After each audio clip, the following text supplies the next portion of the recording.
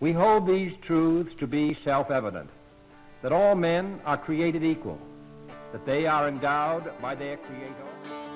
Welcome to The Pursuit, a podcast where we examine and explore life, liberty, and the pursuit of happiness 250 years after the Declaration of Independence and the founders declared those rights as unalienable and inherent in all people.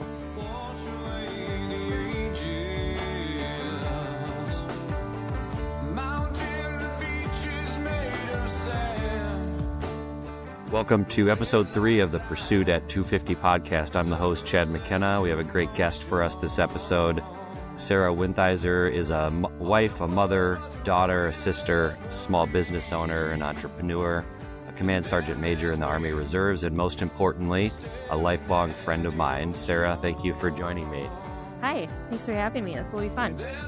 So I like to start each of the episodes sort of talking about what the guest and I have, like what the connection is between the guest and I. And so for you and I, we've known each other for, I guess I don't even know how long now, 30 years, more than 30 years. I bounced around. I was born in Iowa, moved to Minnesota, moved back to Iowa, moved back to Minnesota, and landed in Prior Lake. And at the end of 6th grade, which is when we would have met at St. Mike's in Prior Lake, and you are one of the couple of people that I have like distinct memories of meeting right when I started school at St. Mike's, but also like moving around a bunch. I always felt like I didn't have like a sense of place, right, and didn't belong.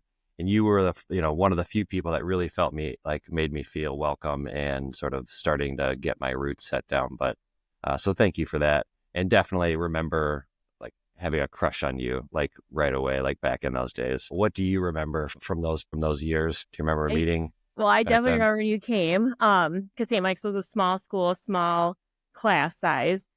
So everyone knew when a new kid came in the school, but especially when it was your grade. And you had quite the family. Was there 5 of you or 4 of you? There's 5 of us, yeah. 5 of us, yeah. So it was an impact to the school of like 250 people, all of a sudden 5 new people came. So it was, you were just so fun. Like I just remember you being very casual, very no fuss, laid back. You immediately blended in with the group of guys, all like 12 of them, it was just, it could go really well or really poorly in a small school. And, and the crush was mutual. So that's funny to talk about it all these years later. So for me, basketball was probably an easy like intro, because I'm like 6'1", and I've basically been this height since I was like in 6th or 7th grade. And so basketball was a good, St. Mike's had a pretty good basketball program for the small school. So let's start back up a little bit and talk about your younger years. So born and raised in Prior Lake. You have 3 siblings? I have 3 siblings. I'm the youngest of 4, yes. So what was it like growing up in Prior Lake? And I don't mean this in a good or a bad way, but very small town. Like I felt everyone knew everyone. And I remember it was also part of the St. Michael's community. And I remember having some culture shock when I went to the high school and would meet new friends' parents. And I would be like, oh, well, I'm Sarah Spiker. And they were just like, nice to meet you, Sarah. And that was it. I was like, oh, you don't know my family has been here. We're, multiple generations. We're not a big family. There are big families in Prior Lake that everyone knows everyone. And they're also old time Prior Lake. And so I felt like I was one of them, but then it's like, oh, but I'm just a small family. So if you didn't know any of my siblings or my parents, so that was a bit of a culture shock to know that the town is actually bigger than I thought it was growing up. But it is still a small town. And it's funny now, I own a bar here in the small town. And so when people come back, I'm that old lady now that's always just like, oh, what year did you go to school? Do you have any siblings? And I'm always trying to connect the dots to be like, this is a small town. We still know everyone. And it's like, well, who's your neighbor? Oh, okay, that's, so I still feel like that vibe still exists here, but it reminds me back of the high school days. It's like, okay, but it is bigger than I believe it is in my heart. It actually is bigger. Yeah, and St. Mike's was a really sort of tight-knit community too, which I think is, really formative for me. Like I loved that sort of small knit community where there are a lot of connections and they have overlap of like, so-and-so's brother is like is friends with this brother and, all of that. So you still consider Prior Lake a pretty small town. To me, like I've been back there a whole lot in the last couple of years, but when I do go back, there's always like there's a new development, right? Or there's like a new something, and it seems much bigger than it used to be. Has that been your experience, or does it feel like it's sort I of feel similar like to the what it people used that to are be? coming, even though there's new developments and there's a lot of people, the people that are coming, I think they don't want the city feel or the big city. They still want it to be small. So they're still finding and embracing that concept of it being a small town and doing your grocery shopping at the same store where you're going to see everyone. And there's 5 grocery stores, but if you're going to the same one every time, you're still going to get to know the cashiers. You always go every morning or whatever morning to the bakery. And so, those employees. And so it's like, those relationships that are being established are still with a small town feel to it, vibe. And so it definitely is a lot more people. The high school class size now, I don't even know what it is, but I'm sure double what ours was. But they have little communities within this big city now. And it's not a big city by any means, but they have, like, the high school alone has different communities and clubs and groups that you can build your own small little world in. Sure. Yeah, and it's a new high school since we were there. Have you spent much time in that new high school? I used to, not in the new high school. No, I've been there a couple of times. So my full-time job is for my family business, and we are sponsors of like the scoreboard, the patrons of the arts and athletics department and stuff like that. So presenting checks and things like that, volunteering here and there. But I haven't actually like been in the school like during the school days or doing anything like that. But it's huge. Like, Yeah. we just bring in our snacks for the theater group, just this recent play that they did. And I was like, this is the theater section. Like, it's deserving. I mean, it's a big school. They should have established theater department, backstage, all that stuff. And it's just so much bigger than what we had a stage. And then the auditorium was used as the backstage, so it's definitely gotten bigger and nicer and better. I hope the education experience has also. I did enjoy our high school. So I hope it still is that same world for them. I went back and visited when I was in college. I forget why. I was doing some school project or whatever, and I went back, and I was just like, I was blown away, considering the size of the school we went to and the size and sort of just much more modern, obviously, than our school. But I would agree. I mean, I think I had a great experience in Prior Lake High School. I still think about things that I learned there. I think about teachers that we had. I'm friends with Lynn Lally, who we had as an English teacher on Instagram, and she follows like my Substack and stuff. And I think we had a great experience and great education at Prior Lake, for sure. Yeah. So let's fast forward a little bit. So after high school, did you join? So you are 20 years in the Army Reserves. That doing the math, you wouldn't have gone right into the Army. Did you go? You went to school, and then went into the Army later. Is that right? Yeah. So I went to the U of M Twin Cities for my degree, and I had a job, internship at Wells Fargo. It was good. They offered student repayment, or I don't remember if it was student loan repayment, or they'd help pay for your schooling or something like that. And I was like, what? People will help pay for my schooling?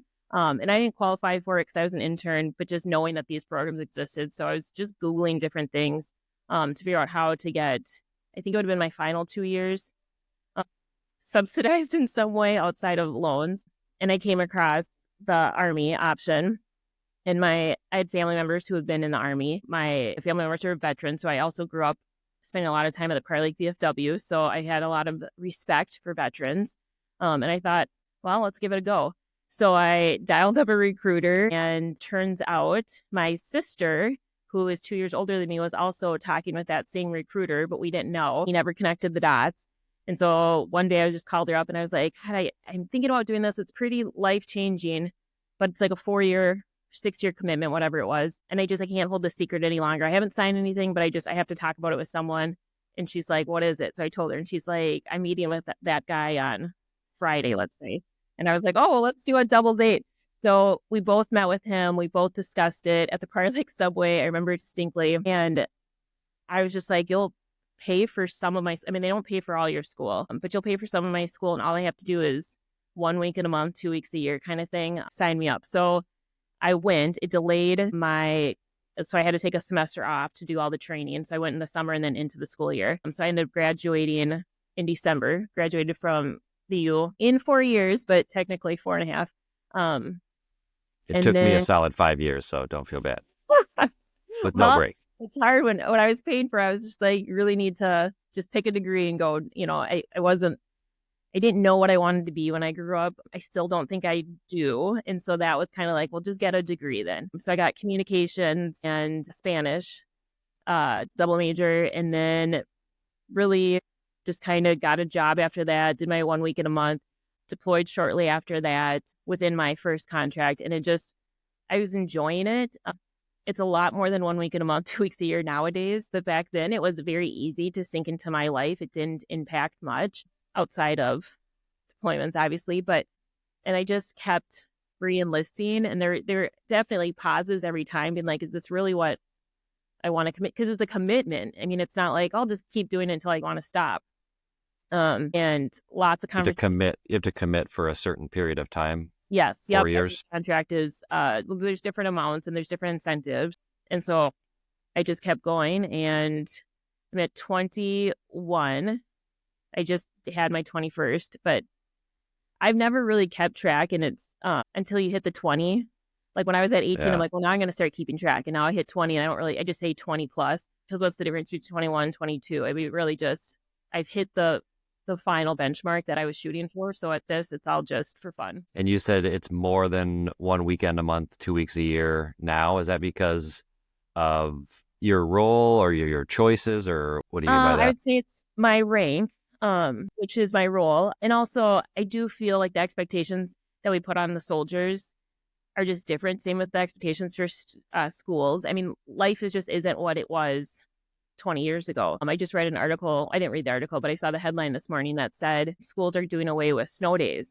And I knew that, but I didn't really pay attention, because I do remember during a teacher conference, they said they get one snow day, and then following that, they're all going to be online learning days. And I never connected that to that we're actually removing snow days. And I think that same concept now is in the Army too. It's like, well, it's 1 week in a month, but sometimes that weekend is a 4-day weekend, so it's like, okay, well, that's not 1 week in a month, so there's just semantics, or it's like, sure, we need you to log in on your own time and do these different web application things to keep yourself current. So it's just, the expectations are just different now than they were back in the day when we didn't have access. Sure. So you're a command sergeant major in the Army Reserve. I seem to remember seeing that you did some education or specific training in the Army Reserve around leadership. What was that? Jog my memory on what that was that you did. Yes. So that is in order to be a sergeant major. So there's two different lines or ladders that you could do in the military. You could be an officer or you could be enlisted. And they have very different responsibilities. I've chosen to stay on the enlisted side my whole career. And so this is the culminate, like E9 is the rank that I'm at. That is the highest. Like there is no more. There's different echelons that I could be. So there is still, I'm not the highest. But for rank wise, this is it. In order to be promoted to the next rank, you always have to go to a school to make sure that you're understanding the responsibilities at that next level. And they're like 2 to 3 to 4 week courses. This was an 18-month course. So it was like real huge jump from what it was, but it's all online learning. For me, they have a resident course and a distance learning course, and I was the distance learning course. And it's 18 months of reading doctrine, writing papers, reading historic things that have happened from the military perspective, and how does that impact? What lessons have we learned? What role do you play? What role would you play? Stuff like that. So it was 18 months.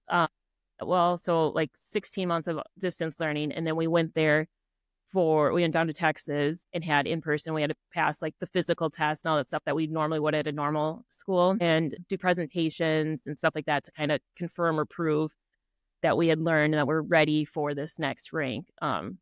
So it was a big deal at the time. Now I'm kind of like, oh, well, it's done. It was an experience, but it wasn't something I was planning for. So I wasn't really prepared for the rigor of it. But I mean, I always downplayed it because I was like, well, I have a degree. I went and got my master's.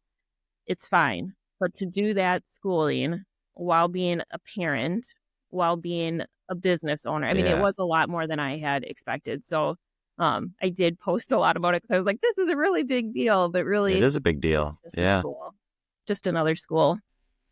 Okay, so let's shift gears a little bit. I mean, it's sort of all wrapped in what I want to say is that, like, I think, so when we sort of reconnected recently was when I was seeing on social media that you were starting a new business after you were already helping run another business, and you're in the Army Reserves, and you have two daughters, and that you're sort of, I feel like we're sort of kindred spirits in the fact that we just do. Like we're doers. We do a lot of stuff, right? And I saw you were starting a business. I was starting a much smaller business, a candle business, and reached out and like, I wanted to like, hey, could I help promote the bar that you're opening with my business? And so I want to talk a little about the Rhino Wine Bar and what made you want to open a business amidst, having two young kids. You already help run a business. You're in the Army Reserves. You're active in the VFW, and figured, let's throw another thing on there, like running a small business. So this one person once said to me that if you want something done, ask a busy person. And I was like, because I was getting like, people kept coming to me and I'm like, God, why do people keep coming to me to do these things? They can do it. Or why don't they ask this one person who's not doing anything? And then he said that. I was like, well, that's true because I'm going to do it. Where someone who's not so busy, they're just kind of like, yeah, I'll get to it, or sure, I'll do it. And then they'll be whatever, where, if you ask a busy person, they're going to do it because they're already busy. What's one more thing? That's certainly not my attitude about the bar, but there was a bar up north where my husband's family cabin is, and we would go up there all the time. And it was just like a hug when you walked in. It was just, it is a wine bar, but I just felt very comfortable there. You could have a glass, the kids could come and have a snack off the charcuterie board. And then you'd have one glass and go home or go about shopping or do whatever. And it was just so nice. I'm like, gosh, Prior Lake needs something like this. And then that's also the age where my kids, we had babysitters. And so you'd get a babysitter, you go out for dinner lasts 1.5 hours. Even if you drag it out, it lasts 2. And then what? Go home and put your kids to bed. Like, that's what the babysitter, of course, it's like, if only there was another place where you could extend the night. Sure. Just hang out. Especially if you go to a nice restaurant, there's plenty of bars you can go to, but I wanted a lounge. I wanted some place like my living room that I could go with my girlfriends, by myself with a book, or with my husband on a date night, and just extend the night an hour. Just get the kids to bed and then go home at a reasonable time. And so all those kind of things came together. And so I asked, and it's in my family's building that my mom owns. So I had to ask her, like, what do you think about this business plan? Do you support it? And then I had to ask my siblings, because I'm in a business with them, saying, how do you guys feel about me starting another business that absolutely is going to be a distraction, but I can do it. I can do it all is always my attitude and my personality. And so I had the support. I was very lucky to have the support of everyone. And I remember asking my husband and just saying, if we do this isn't a Sara venture. We're doing it together. I don't want you in 2 years to say, I never wanted to do it, or I had reservations. Like, say it now and we can either discuss it, or like, now is when we cannot do it. But once we start doing it, there is no going back. And so we had those conversations, and I just had the support of the people that I needed to really feel like this was an endeavor that we could do. And then, of course, it's comfortable. This is my hometown. Like I said, people come to the bar and I'm always like, oh, who are you? How do we know each other? You look so familiar. And so I was able to if a lot of people say, you should open this bar in my town in Lakeville. We don't have anything. In Plymouth, we don't have anything. And I'm like, yeah, but my mom doesn't own a building in Plymouth or in Lakeville. Yeah. And my family business isn't there. So I'm not easily, my day job is in the same building as my night job, essentially, so it's very easy and seamless for me to make this risk. It was a risk, but it wasn't, it just felt natural, felt okay. It wasn't a huge reach. Right. And it seems like a lot of what you're saying is about like the reason why it's meaningful for you and successful for you is that it's about place. It's not just another bar. It's not just like, I want to open a bar, but you want to open a bar in Prior Lake, and with the sort of vision of what it has become. How did you, I remember this story, but how did you come up with the name so that folks know? Well, another high school friend of ours, there's always these mom text groups or whatever. And one Valentine's Day, we were all sending cute Valentine's cards that our kids had received. Like, oh, look at this cute one, like this cute one. They're all puns and they're all just funny. Like that was the purpose of the text. And one of my friends sent one, and it was, and it just said, "I'm wild about you. You're the coolest person I know." And it had a little tchotchke safari animal attached to the card. And I was like, Brett, how do we feel about, because we had gone through a lot of names and a lot of categories of what type of name we wanted, and recall factor was huge for us. We wanted it to be a name that stood out, that people could easily, and instead of being like, oh, it's that one bar across the street from whatever, like we wanted the name to be the recall factor. And so I said, how about, and I don't remember what the first, because it went through a couple different things, but Rhino was pretty much latched on right away. And I said, we could be the coolest bar right now. And he was just like, I don't know, that animal is, I said, the animal's perfect. Animal's not a feminine animal where men are going to be like, I'm not going to that bar. It's not a masculine animal where women are going to be like, okay, what kind of bar is this? Right. And there is a gentleman's club named Spearmint Rhino, I want to say, in Minneapolis. And so Brett was concerned we would be confused for them. And I was like, let them confuse us for that. Like, it's okay. They already, very different vibe. So I don't think that mistake will happen twice, but let's just give it a go and see how it is. So we did run it through a couple people, and that's how we finally got it down to Rhino Wine Bar. I don't remember what the first one name was, but that is essentially a name. It started from a Valentine's Day card and just went through the whole vetting process, brainstorming, and ended up where it is. We have to talk about the light fixture behind you, Yes. The Rhino there. So is that custom? Did you have to like have someone build that, or what's the story behind the neon Rhino? Yeah, so it is custom. Everything about this bar, I shouldn't say everything, but we tried to do local for everything, friends and family for everything, because that, again, was our comfort and safety net. But also, if I can work with a friend or someone I know, I'm going to. And so one of Brett's high school friends, childhood friends, did our interior design, and she knocked it out of the park. And then one of his also childhood friends, Justin, did all of our marketing, like the logo and stuff like that. And the logo design just was a lot of back and forth. I just thought we'd just draw a rhino, but turns out rhinos are very unhappy looking creatures. And I was like, well, I don't know how we can make a rhino happy, but I don't want it to look tired with the bags and the wrinkles and everything like that. So Justin did a really great job of like changing lines, tweaking things back and forth so that we could get it to where we wanted it. And then behind me, this wall was supposed to be a feature wall. We didn't know what it would look like, but we knew we wanted a feature on it. And so this is our logo. He had it custom made off of the drawing that he made for our logo. And then Leisha came in with the greenery behind it to make it more of a statement than just a neon wall. So yeah, it was a lot of creative effort that I can't take credit for, but I love the way it turned out. But you have the vision, right? You had the vision for thank it. You. I did. So how long have you been open now? And it will be 2 years? 2 years in February. Yes. Okay.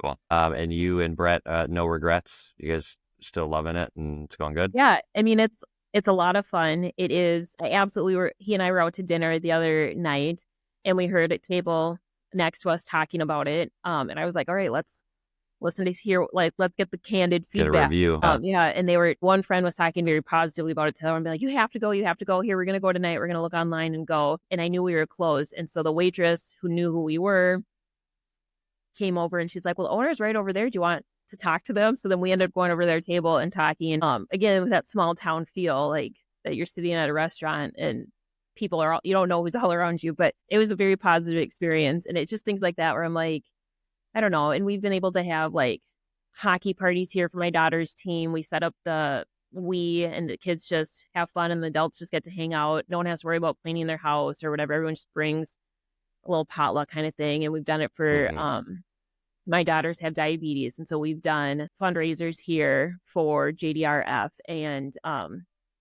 my daughter's dance. We moved all the tables, and it's wood floor or whatever. So my daughter's had a impromptu dance class with her team here once on spins. Like, it's been an opportunity for us to create a place for our kids that's kid friendly, that's family friendly. to host their friends, and I want them to feel like this is part of it. Because growing up, I always felt like my family business. I always felt part of it. Like I was emptying trash as a little kid, but it was my family business, and so I want them to have that same feel. And so it's just been a very positive experience. I mean, there's definitely hiccups and there's some scary times. Like we're just like, was this financially the right thing for us to do at this point? With, our kids are young. It takes up a lot of time. Our kids spend a lot of time at a bar. Is this really what we want? But it's a different bar vibe. So it's not. So at the end of the day, we feel good. We feel good about everything. But there are definitely scary moments where you're just like, gosh, did we make was this the right time? Was this the right business venture? But I would say in total, no regrets. So I'll add some pictures from the bar so folks can take a look if they've never been there before. But if you ever find yourself in Prior Lake, definitely recommend stopping by the Rhino Wine Bar. It's a great space. And it's really great endeavor. It's been a joy to watch you sort of that business evolve from the very beginning and see everything you're doing with it. It's been really great. Let's shift gears a little bit. And you mentioned your daughters. Let's talk about your kiddos and being a mom, and a lot of what you talked about in your questionnaire. For the listeners, I send a questionnaire to each guest to sort of get talking or get thinking about some topics. And you wrote a lot about your daughters in terms of how you think about the pursuit of happiness, what sort of crossroads you're out at right now in your life. And so I want to talk a little bit about your daughters. So you have twin daughters that are they 9? 10. 10. So they're a little older than my Olivia. One of them is named Olivia, right? So what are your daughters' names? Yes, Olivia and Elizabeth. Yep. And what's it like raising twins? Well, It's a loaded question. I know. It's all I know. So Right. everyone would be like, that's hard. And I'm just like, well, I don't know easy, so I guess it's fine. But I do remember comparing notes when the babies were little and to my friends. And I'd be like, well, Brett and I did 3 feedings last night. I don't even remember. It's such a blur. And they were like, Brett wakes up every night. And I'm like, well, there's 2 of them. So we would each grab a baby, do the feeding, go back to bed. I mean, it was misery loves company, I guess. I mean, it just never occurred to he or I that he wouldn't. And yeah. I guess we were the same. We were the same way. I was always up with the kid too. I didn't know that was not. I didn't know it was an option not to be. I don't know. I feel like, and it's other funny, like, so in hindsight, when the kids are like 2 and we're going to baby showers and people are opening up gifts and they're like, oh my God, I loved reading that book to my baby, or that was my favorite book, or I remember this outfit. And I was like, the first year I don't remember reading the books. I assume I did. I don't remember their favorite toys. It was kind of like survival of the fittest. The first year as a twin mom, my kids were premature. Only 5 weeks, so they never had ICU time, but they did have they had to do physical therapy and things like that for the first year. It was, I mean, that talk about it takes a village or a small community. We could not get our kids in daycare with 2 infant spots. So we got 1 infant spot and we would send 1 kid a week and rotate that kid so they all had. And then my mom would do daycare for the other baby. And then we also had a hired nanny who would help my mom out 20 hours a week so my mom could still have a life. But it was just like that, to me, seems so weird that we would rotate the kid at daycare. I mean, just the decisions we made, but I'm like, I'd probably make them again today, but it was just, everything was a blur. I don't remember. And then Brett and I will talk about things and I'm like, did we really do that? I don't remember. Yeah. But now you fast forward to now and people are struggling with siblings that don't get along because of the age difference, or we can't do this because one kid has to nap or whatever it is. And I was like, oh, well, now I feel like we're hitting the easy road because both kids are 10. They can stay home alone. Like one kid can stay home alone while we take the other kid to dance real quick, or to the group. Both kids can stay when we go to the grocery store. So I don't have to worry about like, okay, no, who's in charge, or be nice to your younger sibling, or no fighting or anything like that, because they're the best friends. We do have them in separate classes and separate activities because they have very different personalities. But when they're home, when it's just the 2 of them, or even when we're out with other family or whatever, I mean, they are best friends. And so for that, now all that hardship, which I didn't seem like hardship, it was you do what you have to do. We're getting, I think, the easy road. And I hate to say that, knock on wood, but especially, but it was funny, Elizabeth was diagnosed with diabetes and it rocked our world. She was in the hospital for a week. It was very scary. I didn't know anything about this disease. I just knew it was a disease, and so a lot of emotions went into it. And they kept saying it's not a matter of if, it's a matter of when Olivia is also going to get diagnosed, because they're identical twins. But it could be 20 years, it could be 2 months. It was always what the doctor said. And I was like, oh. So we were always watching for signs. Olivia got diagnosed about a year and a half later. And she was in the hospital for less than 24 hours. We took her to the ER. Everyone was shocked. We had already picked up on the symptoms. And we're like, well, we have another diabetic kid at home. And they're like, okay, well, you have to go through this checklist in order to leave. And we're like, can you talk about the symptoms? Like, is this something that runs in your family, or was it no. so you said it was a total shock. And so like, how did it, I would imagine that those memories are pretty formative of like Yes. realizing that something was off or different or that needed to be addressed. What was that like, or what was the first sort of symptoms? Yeah. So for Elizabeth, Brett and I went out on a date and my mom babysat, and my mom said, I think Elizabeth doesn't look so good.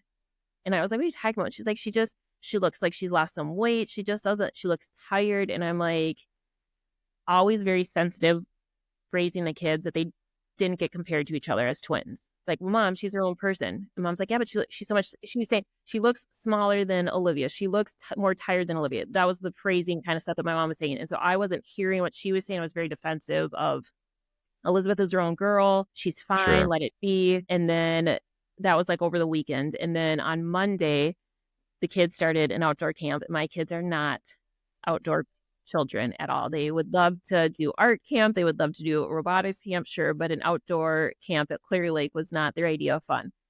And so I was like, whatever, you have to go. I signed you up. You guys have to be well-rounded. You're going. And the camp counselor called and said, Elizabeth won't stop crying. She's just curled up in a ball under a tree in the shade. Like she's just whatever. And so I picked her up assuming she was just being anti-outdoors. So, but Olivia stayed. Olivia was exploring the frogs. She was having a good time, whatever. I picked her up, brought her back to the office. And I said, you have to hang out with me for 3 hours until we go pick up your sister. Like, you don't get the day off. Was kind of like my attitude. So she came and laid down and slept. And I remember everyone at my office was like, something's wrong. And I was like, everything's fine. Everything's fine. As a mom, like holding it all together as I'm like Googling at WebMD, the different symptoms, and diabetes did come up. So I reached out to my doctor or the pediatrician to try to get in. And the soonest we could get in was Friday. And I was like, you can't wait till Friday.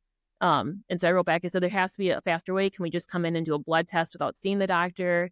Because WebMD is telling me all these things. So I'm immediately thinking all these things. Right. And they're just like, no, we don't. What's the likelihood of her all of a sudden having diabetes? Because they had other medical, not concerns, but like being premature. They were very regular with their visits. We have a very good relationship with our pediatrician. And he was just like, I'm not concerned. Friday appointment is fine. If you feel different, you should go take her to the urgent care or emergency room. So I was like, oh, okay, well, if he's not concerned. So then I go and pick up Olivia. And I had promised Olivia if she stayed at camp, we would do the driving range at the golf course at Clear Lake. So we got the bucket of balls. We're at the driving range. And I'm just seeing Elizabeth, like she's having a hard time breathing. She's just sitting there refusing to golf. And like, at some point I realized like, this is not a kid. Like she's not trying to prove a point. She legit is sick. And I'm listening to my mom say these things, like she doesn't look good. Also I'm like, oh my God, how long has she been sick? And you live with it. So you don't realize that she was slowly losing. Right. You see them every single day. Yes. So I just take the bucket of balls over to the lane next to us or whatever. And I'm like, we got to go. And I pick her up because I'm like, she can't even walk. She's just the breathing was so labored. So I pick her up, fly home, call Brett on the phone. And I was just like, okay, so who's going? Are you taking her or am I taking her to the hospital? But she needs to go to the urgent care. And Brett, ironically, his mom is a diabetic educator. She was an RN with specific experience in diabetes. So I was like, I kind of want you to go because if you have to call your mom, if they're using words or you have to call your mom. And also Brett had a friend growing up who had diabetes. Like he just knew stuff that I didn't know. So he's like, okay, yeah, I'll go. So he takes her, she gets diagnosed. And he's like, I ordered Chipotle for dinner. We'll pick it up on the way home. she has diabetes. It is what it is. And like when I think back, be like, why did we think that that's how it ended? And I was like, okay, well, we'll see you in a little bit. So we're just hanging out. Olivia and I are hanging out at home. And then all of a sudden he calls and he said, she's in ketoacidosis. They're putting us in an ambulance and transferring us to Children's immediately. And I like, heart just drops. I've never been in an ambulance. I don't want my children to be in an ambulance. And so I call Amanda, my best friend, and I'm bawling to her, being like, oh my God. And she's like, you can't take Olivia. And I was like, well, I can't leave her at home. What am I supposed to do? Whatever. And she's just like, what can I do? And I'm like, Amanda, nothing. Just listen to me, whatever. I hung up with her, immediately call all the family. So I call my brother, can you come watch the dog? Give him dinner, let him out in an hour. Because the ER visits are going to be hours. I packed a bag for Olivia, Elizabeth, myself. I forgot Brett. So he didn't have, those hospitals are always so cold too. So I'm like, I have to bring a hooded sweatshirt for myself, all this stuff. But we go there, and as soon as we get there, they're like, well, Olivia can't be here. Because it was also during COVID. So Olivia could not be at the hospital. So then I had to call my sister, and I'm like, okay, you guys were all right. Olivia couldn't. I wanted the family together. And in a crisis, I didn't want Olivia to not be with me. And so I'm like, all right, Olivia, you can't be here, doctor says. So my sister came and picked Olivia up. My mom moved in to our house for that week. It was just horrible. But things that we noticed then, like in hindsight that they were telling us about, we're like, oh yeah, super thirsty. She could not stop drinking water. Like she couldn't ever feel refreshed. And because of that, she had a couple accidents. She never like fully wet the bed, but she'd like not make it to the bathroom in time. So she had an accident in the bathroom or whatever. And she was, it was after kindergarten. So I like 5 or 6. I can't remember how old she was. But years beyond accidents. Like, so the little stuff like that should have caught on to us, but we're like, well, she's drinking all that water. It makes sense that you're going to have an accident every once in a while. And it wasn't every night or anything like that. I'm sure in hindsight, you're like kicking yourself as a parent to be like, oh, there were so many signs. I should have done this. I should have done that. I should have known. And you look at pictures and I'm like, God, she really was a lot skinnier than her sister. Like I should have seen it, but I just, like you said, you're there every day. It was very slow. We think that she had it for 2 months before we caught it. So 2 months of slowly getting sicker and sicker. It wasn't a one thing for us. Where with Olivia, she was home from school. It was a day off from school. Brett works from home, so he was home, and he just kept hearing her get water out of the refrigerator or whatever. And he's just like, Olivia, I need you to come. So we have these sticks that see if you have ketones in your urine. And if you have ketones in your urine, your blood sugar is very high. So we have it for an emergency for Elizabeth, but anyone can use it. So he had Olivia be on a stick, and sure enough, her ketones were high. And he's just like, all right, so that's why we caught her before. She didn't lose any weight. She never had any symptoms other than she was starting to pick up on that thirst. And Brett was just like, that's not normal. So got it very early with Olivia. So let's talk a little bit about then, you've been involved in the JDRF and volunteered for MinCaps. I forget what JDRF stands for. It now has a different name. And the reason I know that is that I Googled it in preparation for this interview. Now my Facebook feed is nothing but like diabetes education. Yep. But so talk about in children, is it becoming more common? Is it just more that we're more aware of it? There's been an uptick in diagnosis recently because you're born with it. But it's suppressed. And then when you have like a high fever or some other illness that your body is in fighting, it wakes up. And this is probably how it was explained to me as a parent who is bawling at the Minnesota Children's. So I'm sure there's more technical ways, but the autoimmune wakes up and attacks whatever other issue, like celiac is one, thyroid is one, all autoimmune diseases. And so what happened with COVID, and that's how we think Elizabeth got diagnosed, because we can track back and do recall her having a high fever. She never tested positive for COVID, but it was also kind of the time where people weren't testing. It's just, if you had a fever, you just assumed you had it and you did all the protocols. So there's an uptick now in diagnosis because COVID, everyone was getting super sick, super high fevers, or I would say in clusters of people, instead of just like, oh, well, someone had the flu and it's not necessarily going to be as widespread as COVID was. Interesting. And so that's where they are seeing the uptick in diagnosis, but I don't think it's because of dietary or lifestyle or anything like that. But with type 2 diabetes, we're seeing more prevalence of it, and that has more to do with diet and lifestyle and lifestyle, those and types of things. I would say that is hereditary, I do believe. Yeah. Okay.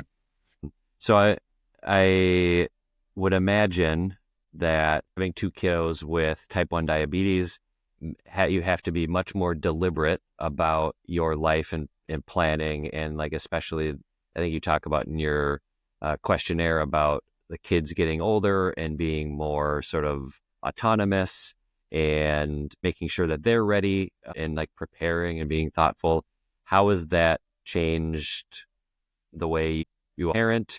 Elizabeth was going into first grade when this happened. It was the summer between kindergarten and first grade. So she still needed daycare before and after school programs. She still needed summer care, and programs won't take her because they won't take the liability of it. So that was hard for us all of a sudden to figure out that. And that also kind of opened my eyes to be like, all right, well then babysitters, we can't just have a normal 14-year-old that lives in the neighborhood come babysit anymore. And we used to. So it was just but again, Anne, my mother-in-law, she's retired, but she has that background experience. And then there's been family members who have really leaned in and asked, like, how can we learn this? How can we help? Or we just leave notes. All meals have to be like planned in advance. I would say like we can't really fly by the seat of our pants. Now we can, but at the beginning it was very much like very structured. We need to know the nutrition facts of everything so we can give the proper insulin. And it also had to be like kind of tech savvy to people, be like, all right, because Elizabeth and Olivia couldn't do any of it on their own at that. Well, Elizabeth couldn't do any of it on her own at that age. But when Olivia was diagnosed, she had been watching for a year and a half her sister do it. So she actually hit the ground running, no problem. And we're still going to have hiccups because her body might not always agree with what we're doing. But she at least understood the concept of what she was doing. You know, they have devices, they have pods and continuous glucose monitors that they wear on their body. And sometimes they're self-conscious about it. Other times they're not. Their devices will beep if they're at a high or low because it's a medical emergency. So at the beginning, when you're getting used to everything, they're having a lot of beeps and it was embarrassing for them. And so it's just little things like that we're like trying to give them control, because they can't control the disease, but they can control the reaction. They can control the environment. They can go in more prepared, like so that they have snacks on them or that they snack before something so they don't have to worry about it throughout or whatever. So we're just trying to teach them like, okay, but this is what you can control. You can't control the disease, but you can control certain things to set you up for success. So that's really what we're working on, and letting them stay home alone, because like play dates aren't a thing. It's very hard for them to go over to a friend's house because what's going to happen if they're high or low, or having sleepovers, just little things like that are just not in our kids' world right now, due to our comfort level, our friends' parents' comfort levels, things like that. So you have to do a lot of education of parents if you were going to, and feel comfortable that they're going to monitor it as closely as you. Do you ever feel, maybe this is projecting, but like how I feel as a parent, like I'm always a little self-conscious, not always, but at times self-conscious about what other parents think about my parenting. And I'd be curious about your experience of having to be so regimented about their diet, if other parents sort of are like, well, you're overdoing it a little bit, or like helicoptering kind of parenting when they don't really understand what, the importance of it. I do feel that way with my family, thinking that maybe I need to let them live a little. I feel like my family does think that the kids will be okay kind of attitude. And that's how I was raised. And so I feel, so maybe I'm insecure or sensitive about it because I feel like that about them. But at the same time, I'm like, yeah, but I was in the hospital for 5 days. I know how bad she was and how bad it can get. I would say from the other friends' parents, everyone is so concerned. Like when she was diagnosed, Elizabeth was diagnosed in first grade. We did a presentation to the class so that they all knew what it was or what was happening. If she were to beep, she has to be walked from her classroom to the nurse's office at certain points during the day if her numbers are a certain range. So the kids had to know why they're walking her. If they're walking and she falls, what do you need to do? And neither kid has had anything very serious or scary since that first hospital visit. But you just don't know. And parents have reached out and was like, oh, Steven came home and said this, my heart breaks. Or they follow me on social media. Not follow me, we're friends on social media. And so they'll see it and they'll say like, how can we help? Or, oh, that's scary. Or they come to the fundraisers, and little things like that really mean a lot. But I will say, like at dance, that's one. I mean, she dances 2 to 3 hours a night, some nights. So that's a lot of physical activity.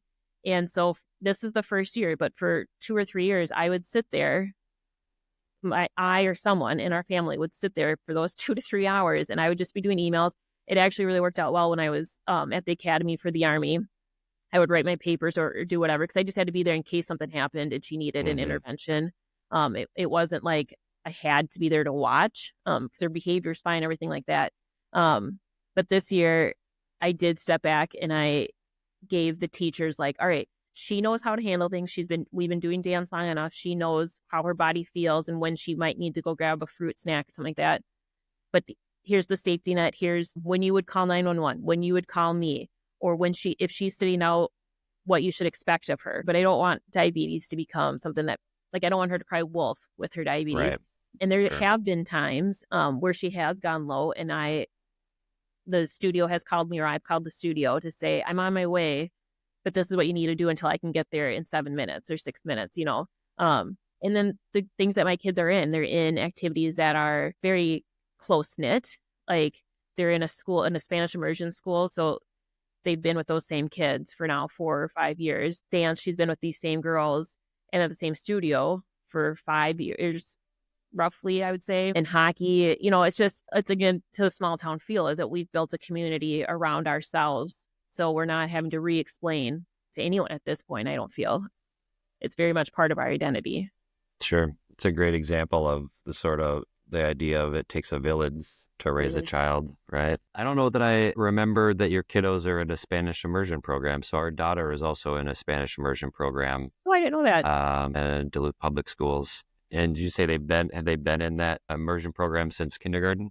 Yeah, since kindergarten. They went to their daycare, preschool, but since they've been 2, they've been in a Spanish immersion program of some sort, whether it's daycare, then preschool, and now elementary school. Do you speak it a lot at home? My mom speaks it fluently with them, and they will, sometimes they'll respond back in English because, they're just stubborn. But lately I've heard that they are responding back to her in Spanish, which is really nice. I don't. I've lost my Spanish skills. I speak very much Spanglish with them. We have certain words like we just always say, like that's the word for that. But I do not speak Spanish with them. But when we do their homework is all in Spanish. And then I do switch to Spanish mode, and we'll do that with them. Sure. We were lucky to have Spanish at St. Mike's. And then I continued it into high school, at least for a little bit. I don't remember if you did or not. Mm-hmm. Yeah. But yeah, some of it comes back, but not most of it. When my daughter makes fun of me when I try and speak Spanish. She'll make fun of me for how I'm pronouncing things. And she's like, look at me like, that's not how you say it, Dad. And I'm like, well, that's how I learned. And my daughters, especially Elizabeth, has an amazing accent. Like, I could listen to her read the back of a cereal box in Spanish. I mean, it's just beautiful to listen. And Olivia as well, but Olivia just doesn't enjoy it as much. I think Elizabeth really embraced the Spanish part, and Olivia just does it because it's school. But in the Army, there's actually a lot of Spanish speakers, and they're always razzing me and trying to get me to speak Spanish with them. And they always make fun of me. They're like, we've never heard such a strong Minnesota accent come through. And I'm like, yep, that's me. Like, I can understand a lot more than I can speak, but by day 2 or 3 of conversing with them, I get more comfortable. But my accent never goes away. I mean, that the Minnesota is strong with me. That's funny. Sure. I never thought about that. Speaking Spanish with a Minnesota accent. Funny. But that's probably what my daughter is making fun of me for. Yeah. And I don't realize it. So let's shift gears a little bit. So the name of the podcast is The Pursuit, right? And it's wanting to talk about things through the frame of life, liberty, and the pursuit of happiness. And I think we're touching on all of that, even if we're not using that sort of language. When I asked the question in the pre-interview questionnaire, what does pursuit of happiness mean to you?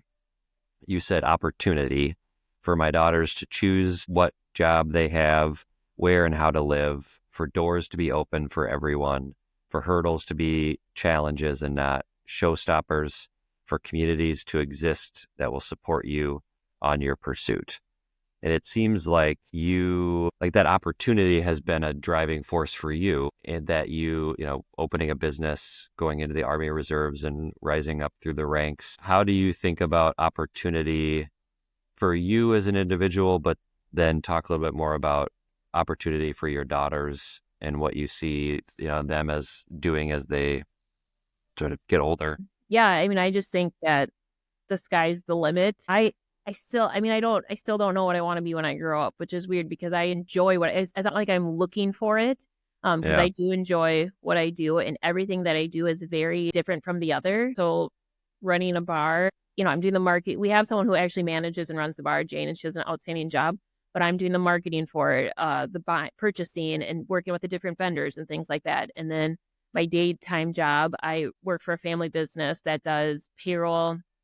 I do payroll and bookkeeping for other small businesses, but the business itself is taxes and insurance. So very stark contrast to the entertainment or social world of the bar. And then there's the Army, which is very male heavy, very serious, very physical. The other jobs are desk jobs, so it's the opportunity. When I was in Iraq, I didn't know what I was coming home to. Like, I didn't know what I wanted to do. I was 26, and a friend said, you should go back to school, get your master's. Now's the time to do it. You're not going back to a job, so just do that. And I was like, oh, okay, sure. So on a whim, I went and applied and got accepted for a master's program and started master's. Again, but MBA, I mean, there's not much bad that is going to come your way for putting that much effort in. And I have gotten repaid. I've gotten my return on that investment, but I wasn't pursuing a master's in business because I wanted to be CEO anywhere or to work for a Fortune 500. And there were people in my class that definitely had those ambitions. I was like, I don't know. And I got a job working for a nonprofit, which I enjoyed. I had international travel, which was fun. It was a small business, so I did you had your hands in a lot of different roles. But I didn't want to do that. And then, I met Brett when I was working there. We got married and pregnant very shortly after. And that's when I was like, well, I can't travel internationally.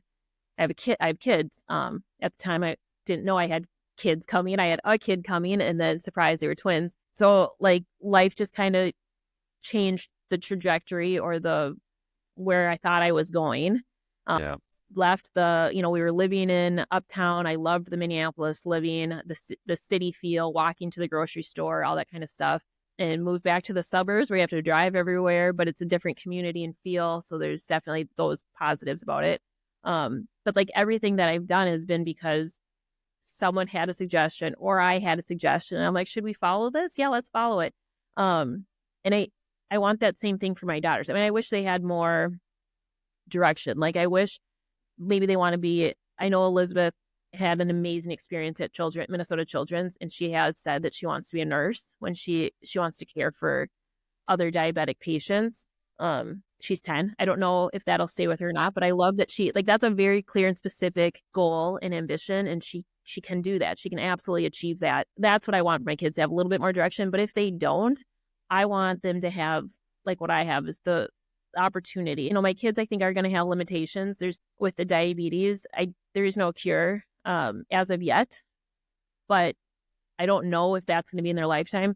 But I will say the technology that has come in the last 10 years is way more than has come in the prior 20 years. I don't know how dads feel, so maybe you can weigh in on this, but as a mom to daughters, I want every glass ceiling shattered. Any door that was ever shut for me, I want to walk through it and leave that door open. And it's hard because my kids might not follow in my footsteps. They might go a completely different path, and I assume they're going to. So I'm hoping other people are also opening doors and keeping them open for the next generation. But I just feel so much responsibility as a mom to daughters. I don't have sons, so I don't know if I would feel the same responsibility, but I want their future to be brighter than mine is. And I have a good life, but there have been times where it was harder for me than I knew it would have been for someone else.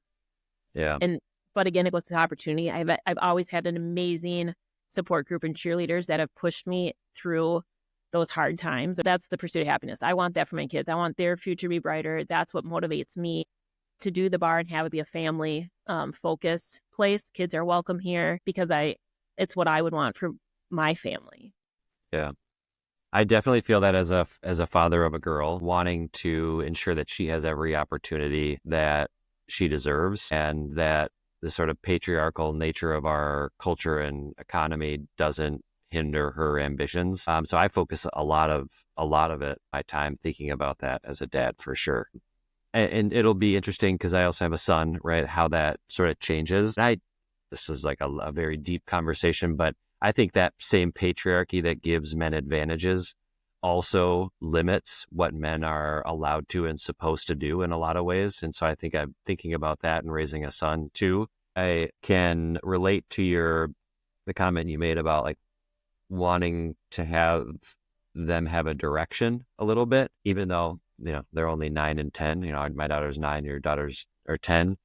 But I went to school similarly to, I think what you were saying is like, it's sort of like, you don't know what you want to be when you grow up, but that's what you do, right? You go to school. And for me, and I think it was like, you either get a communications degree or you get a business degree. And so I got a business degree. And 3 years into it, I was like, this is not what I want to do.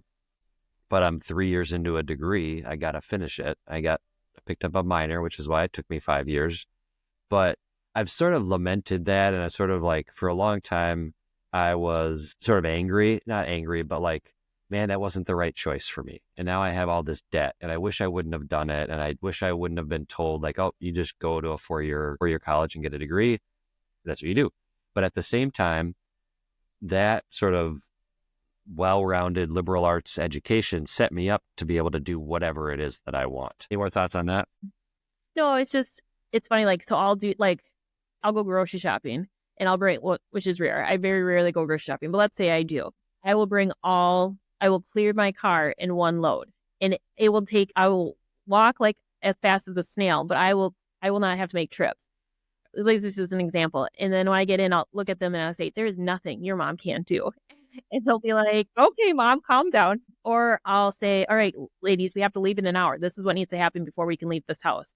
And I'll list the things. And then when we get in the car and I'm like, all right, guys, we're only 5 minutes late. Way to go. Because remember, there's nothing your mom can't do. And so I'm always trying to like push upon them that there is no excuse ever to be like, oh, I couldn't do it or I didn't do it.